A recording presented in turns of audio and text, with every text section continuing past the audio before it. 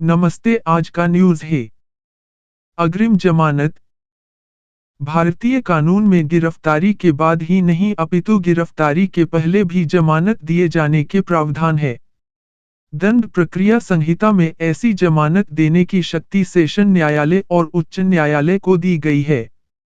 यह दोनों न्यायालय किसी अपराध में आरोपी को गिरफ्तारी के पूर्व ही जमानत दे सकते हैं। इस प्रावधान का मूल उद्देश्य असत्य रूप से मुकदमे में फंसाए गए आरोपी को जेल की पीड़ा से बचाना है। अगर न्यायालय किसी मुकदमे में यह पाता है कि अभियुक्त को गलत और असत्य आधारों पर फंसा दिया गया है और मामले में प्रथम दृष्टया कोई आधार दिखाई नहीं देते हैं, तब वह जमानत दे सकता है। इस आलेख के अंतर्गत अग्रिम जमानत से संबंधित कानून पर जानकारी प्रस्तुत की जा रही है। अग्रिम जमानत अत्यधिक प्रचलित शब्द है। इसे प्रत्याशित अथवा आश्रित जमानत भी कहा जाता है। अग्रिम जमानत स्वीकार करने की शक्ति केवल I सेशन न्यायालय एवं II उच्च न्यायालय को है। यह एक असाधारण शक्ति है, जिसका उपयोग आपराधिक मामलों में किए जाने की अपेक्षा की जाती है। दंड प्रक्रिया संहिता 1973 की धारा 438 में अग्रिम जमानत के बारे में प्रावधान किया गया है। उपधारा 1 में यह कहा गया है कि जब किसी व्यक्ति के पास यह विश्वास करने का कारण है कि उसे गैरजमानती अपराध करने के आरोप में गिरफ्तार किया जा सकता है, तो वह इस धारा के अंतर्गत उच्च न्यायालय या सेशन न्यायालय को ऐसा निर्देश जारी करने के लिए आवेदन कर सकता है कि ऐसी गिरफ्तारी की दशा में उसे जमानत पर छोड़ दिया जाए, और न्यायालय अन्य सभी बातों के साथ साथ निम्न बातों को ध्यान में रखते हुए या तो प्रार्थना पत्र को तत्काल निरस्त कर सकेगा या अग्रिम जमानत प्रदान करने हेतु एक अंतरिम आदेश पारित कर सकेगा। उपधारा 1 से निम्नांकित बातें स्पष्ट होती हैं। I अग्रिम जमानत के लिए आवेदन ऐसे व्यक्ति द्वारा किया जा सकेगा जिसे किसी अजमानतीय अपराध में गिरफ्तार किए जाने की आशंका हो, तथा 2 ऐसा आवेदन उच्च न्यायालय या सेशन न्यायालय में किया जा सकेगा।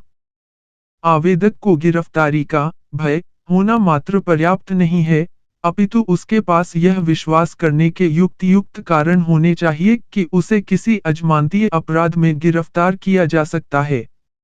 अभिप्राय यह हुआ कि मात्र गिरफ्तारी के भय के आधार पर अग्रिम जमानत का आदेश नहीं दिया जा सकता।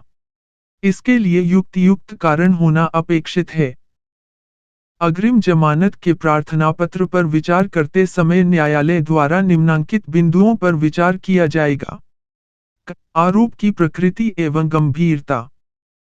अभियुक्त आवेदक का पूर्ण वृत्तांत।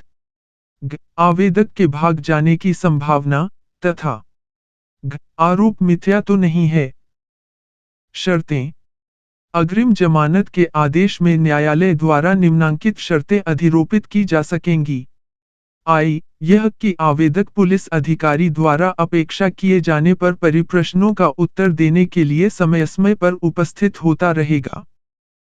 2 यह कि आवेदक द्वारा साक्षियों को तोड़ने के लिए उन्हें उत्प्रेरणा, धमकी या वचन नहीं दिया जाएगा। 3 यह कि आवेदक न्यायालय की पूर्व अनुमति के बिना भारत नहीं छोड़ेगा। 4 यह कि आवेदक किसी अपराध की पुनरावृत्ति नहीं करेगा, आदि। भारत छोड़कर विदेश जाने के लिए पर्याप्त कारण होने अपेक्षित है। मात्र इस आधार पर भारत छोड़कर विदेश जाने की अनुमति नहीं दी जा सकती कि वह विदेश में किसी धर्म का प्रचार करना चाहता है या चिकित्सा कराना चाहता है। किसी शर्त का उल्लंघन किए जाने पर अग्रिम जमानत के आदेश को निरस्त किया जा सकेगा। अभियोजन पक्ष को सुना जाना। अग्रिम जमानत के प्रार्थना पत्र कोई आदेश पारित करने से पूर्व अभियोजन पक्ष को सुनवाई का अवसर प्रदान किया जाना अपेक्षित है। आदेश का स्पष्ट एवं कारणयुक्त होना। अग्रिम जमानत का मुख्य उद्देश्य न्यायिक प्रक्रिया के दुरुपयोग को रोकना है। यह ऐसे व्यक्तियों को गिरफ्तारी से सुरक्षा प्रदान करती है जो I निर्दोष है, 2 तुच्छ आरोप का दोषी है। 3. प्रतिष्ठित व्यक्ति है। 4. किसी रंजिश अथवा प्रतिशोध का शिकार है अथवा वी. अपमानित किए जाने के षड्यंत्र का शिकार है, इत्यादि।